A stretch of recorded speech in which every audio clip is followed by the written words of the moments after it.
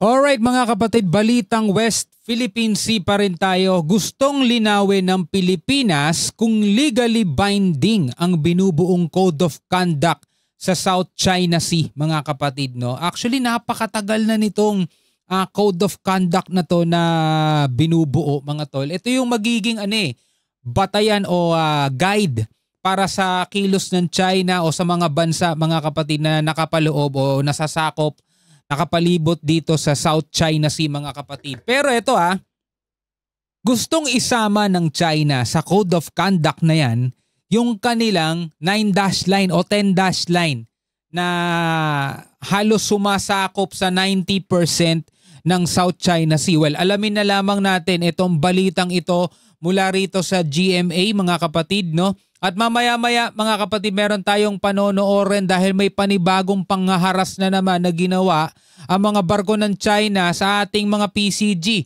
No, sama-sama nating tunghayan yan mamaya at panoorin. Bago yan, wag mong kalimutan mag-subscribe.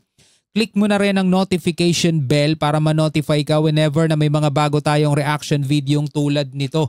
Alright, so wag na natin patagalin pa. Panoorin na natin to mga kapatid.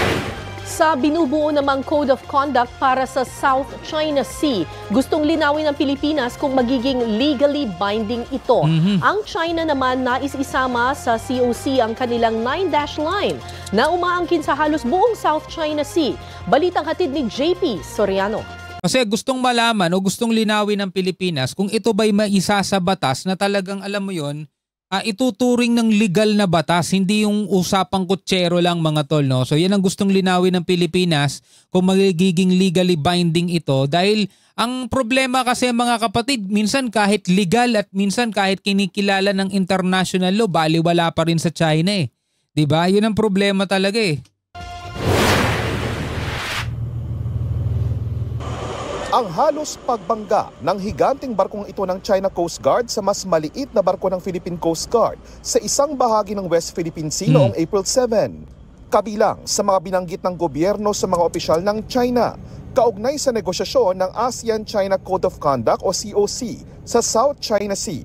Giit ng gobyerno ng Pilipinas, nalabag sa insidente ang soberanya at mga karapatan ng Pilipinas. Biruin mo yung mga ganito, kailangan pa ba ng Code of Conduct niyan?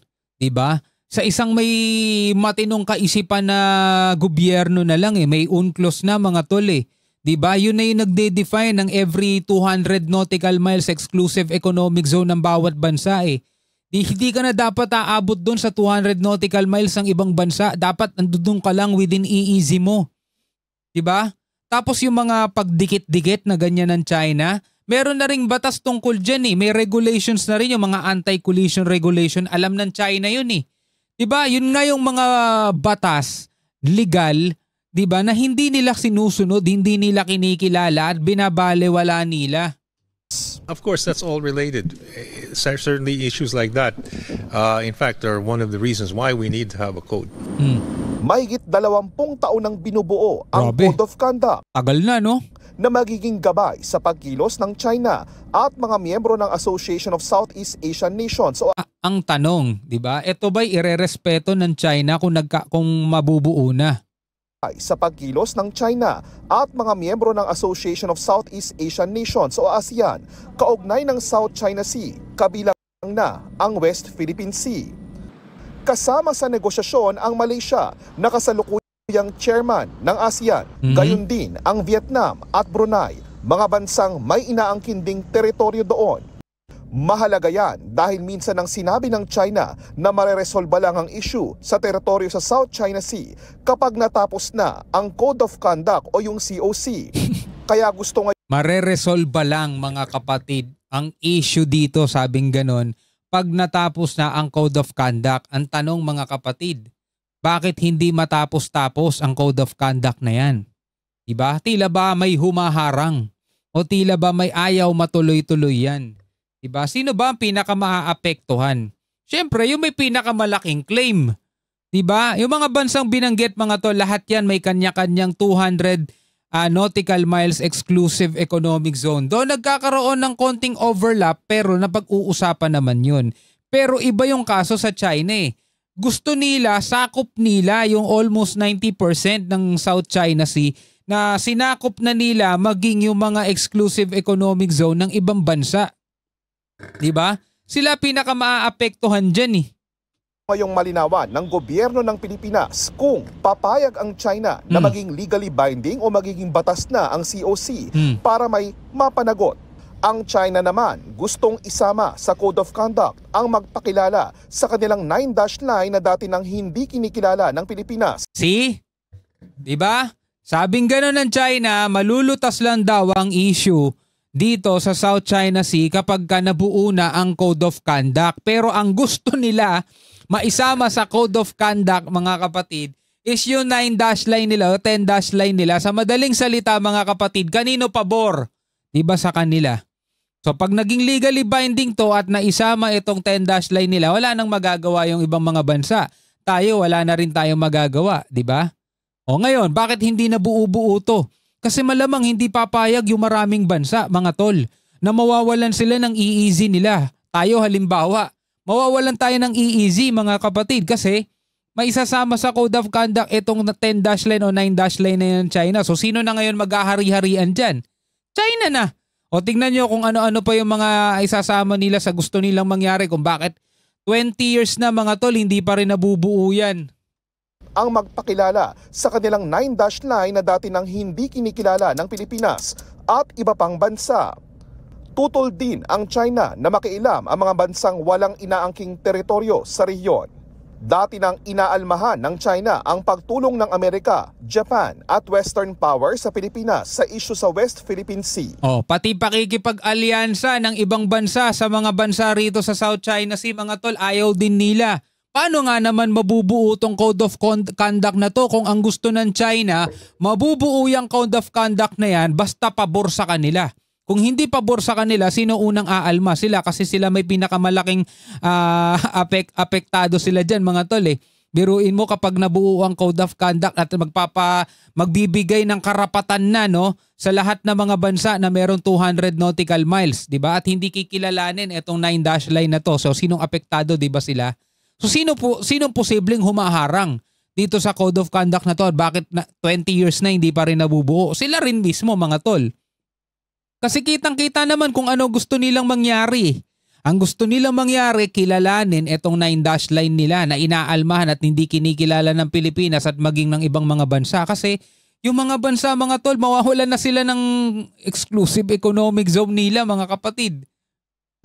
Before you get to that particular issue, you have to know what we're going to be adopting.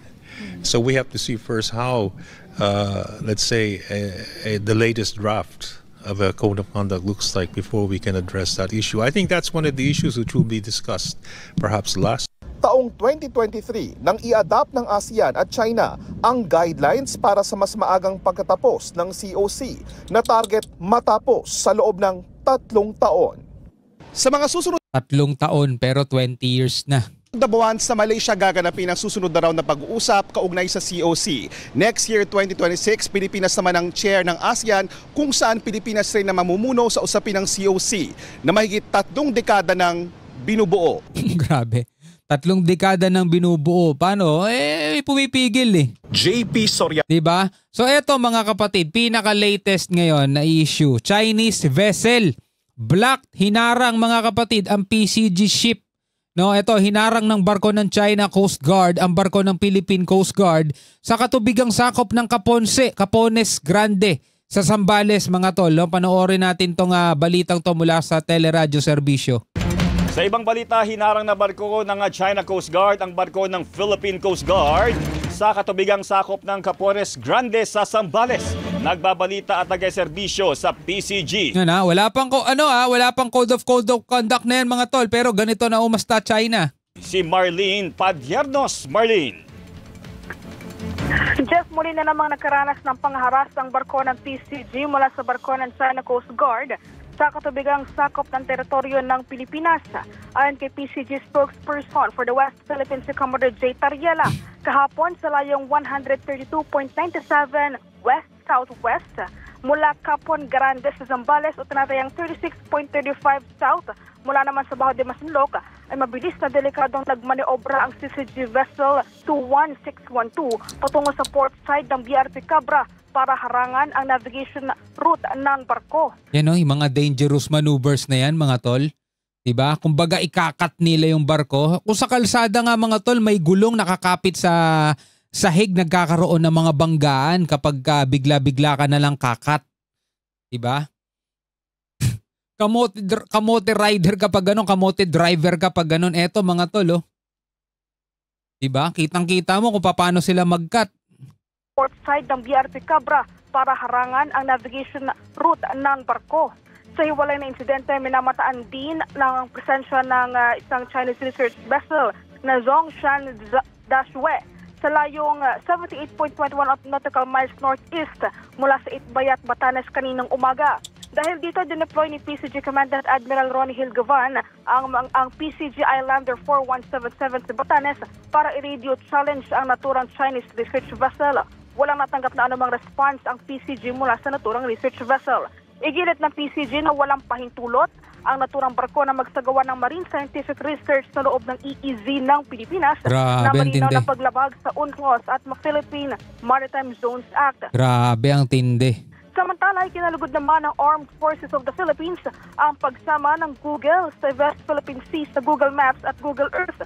Ayon sa AFP, patunay ito ng pagkilala ng pandaigdigang komunidad sa karapatan ng Pilipinas sa nasabing teritoryo alinsunod sa 2016 arbitral ruling sa ilalim ng United Nations Convention on the Law of the Sea. Alam mong bad trip ang China dyan. No? Nasa Google Map na yung West Philippine Sea.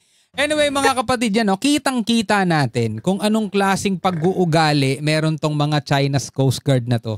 Diba? Kita-kita oh. Kung paano sila kumat doon sa dagat na pwede magdulot nga ng talagang collision o banggaan dyan mga kapatid. Diba? So ngayon, etong code of conduct na to na pinag-uusapan na napakatagal na, diba? 20 years na inaabot niyan mga kapatid. Ang gusto mangyari ng China, puro pabor sa kanila. Diba? Puro pabor sa kanila. Gusto isama yung 9-dash line nila, pagbawal na o wag nang pahintulutan yung mga pakikipag-alyansa ng ibang mga bansa, mga tol. Ay naku po. Paano nga naman mabubuo yan? Napakaraming mga bansa. Sasang-ayon kaya yung mga bansang yun na mawawalan sila ng EEZ nila kasi sasakupin ng China. Diba? Yung 9-dash line nila. No? Naku po. Paano kaya mabubuo yun? Anyway, bilang mga Pilipino, ano masasabi niyo dyan? Comment na lamang kayo sa ibaba. Hanggang sa muli, ako nga pala si Shobaldi. Peace out.